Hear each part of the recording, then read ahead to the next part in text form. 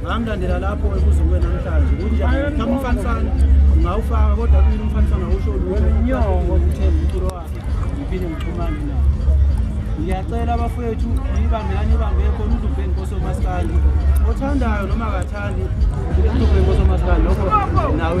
ngiyathemba ngiyakwazi nabo wonke ophethe Nkosi Maskandi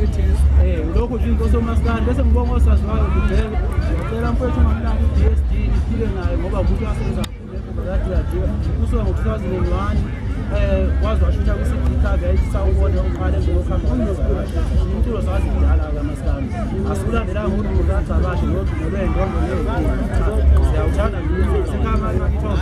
boy ngeke sebenza naye mhlawumbe leyilanga makwenzeka nalesiza leyo ushika ungasebenza nasebekhulile laba bayizingane abafike emva kwakho bangamavukane kwena mhlawumbe ngaba nodumo balandeli kodwa thina sibango 2009 ingakadla ngisho bayizingane labo bantu labo Nkosi Maskandi kuzwayo